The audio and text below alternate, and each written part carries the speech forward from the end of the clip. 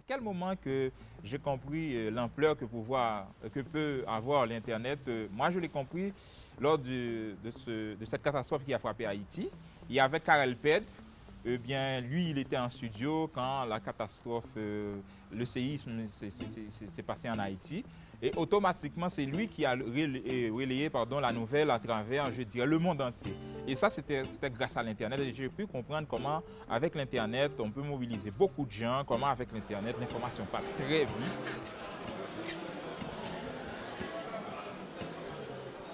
Mon objectif à travers ce blog, c'est de voir comment je peux critiquer, dénoncer et proposer que ça puisse contribuer à l'avancement, je dirais, de mon pays et que mon pays se relève un jour. J'ai visité les étudiants haïtiens qui sont à l'université ici. Alors, ces étudiants-là, ils ont bénéficié des bourses d'études après la catastrophe qui s'est passée en Haïti en 2010. Bon, ce que j'ai retenu d'ailleurs, c'est l'adaptation. Ils m'ont dit au départ, ça n'a pas été du tout facile, mais finalement, pour les études, ils se sont accommodés.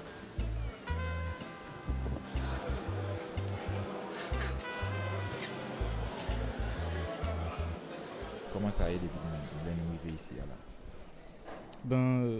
Bourse là, c'est un bon bourse, c'est le gouvernement sénégalais. C'est le gouvernement sénégalais qui ban bourse là. Et nous sommes vraiment très contents des faits que nous avons accepté nous pour ban bourse là. Donc c'était un cadre humanitaire à cause de tremblement de terre qui était passé en Haïti. Donc le 10 janvier, donc le 10 octobre, nous sommes ici. Premièrement, l'NT Frank Vini, nous sommes accueillis tant que propre Sénégalais. Donc, ce qui veut dire que nous pas même avantage Sénégalais au gain ici, c'est même avantage nous gain. Par exemple, les Sénégalais ont payé 5 000 francs d'exception. Donc, nous-mêmes aussi, nous payons 5 000 francs d'exception. Étrangers ont payé 150 000.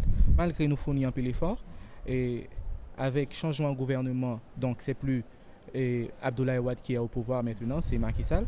Donc, il y a un changement dans la commission qui était menée nous ici, donc commission sénégalo-haïtienne. Donc, changement ça, il n'est pas vraiment favorable avec Haïtien qui l'a.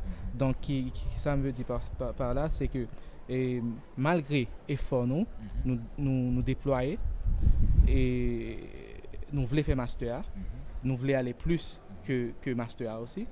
Il n'y a pas vraiment, comment je pourrais dire, il y a un encadrement pour ça et il n'y a pas vraiment envie de nous faire le master. Donc, ils apprennent nous ici. Donc, c'est nous-mêmes pour nous créer une entreprise, ce n'est pas un temps de job, c'est nous-mêmes qui pour créer des emplois. Donc, avec ça, nous apprenons. Donc, c'est ça que je veux dire. Ok, nous pas un dernier mot pour compatriotes non, capitaine de nous en Haïti, comment ça y est, c'est un message. Bon, pour ma part, le dernier mot, c'est tout simplement donc Haïti, Haïtiens, respecter des devises non. Donc, qui c'est? L'union fait la force. Égalité, fraternité et pour une bonne république, un bon pays démocratique et qui pour une croissance et un développement économique durable. Merci. Bon, et ça que je dis à tous les jeunes capteurs de nous en Haïti, donc nous souhaitons que toujours été positif, toujours croire dans tête et à l'école parce que même lorsque le pays n'a pas de travail, mais si à l'école, il y a un jour qui arrive sortir dans le pays ou bien qui a obligé de créer un bagage et bagage ça va créer qui permettre le pays à développer. Donc rester positif, respecter des devises nous y en remet l'autre et puis penser à l'avenir que le pays va changer. On ne parle pas beaucoup d'Haïti dans les médias internationaux. Bon, 3 ans après la catastrophe, j'ai titré le billet que j'ai à Haïti, 3 ans après, rien n'a changé. On ne sent pas vraiment la reconstruction puisque, je dirais, les bâtiments, symboliques comme le Palais national n'ont pas été encore reconstruits. Toutes les grandes institutions publiques de l'État aussi sont toujours, je dirais, logées dans des abris provisoires comme le Parlement haïtien.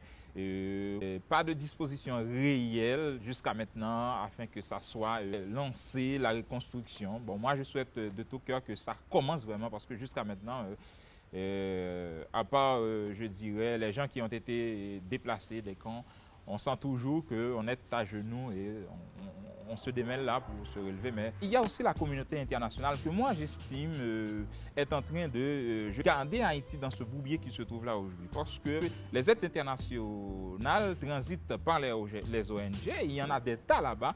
Mais concrètement, lorsqu'on demande qu'est-ce qui a été fait vraiment par les ONG, qu'est-ce qui a été fait vraiment par la communauté internationale, on ne le voit pas, on ne le sent pas réellement, alors que ce sont les expatriés qui viennent, qui arrivent en Haïti pour, je dirais, mener les œuvres qu'ils sont en train de faire en Haïti. Donc moi, je pense que cette situation-là, c'est dû vraiment aux Haïtiens, mais aussi la communauté internationale.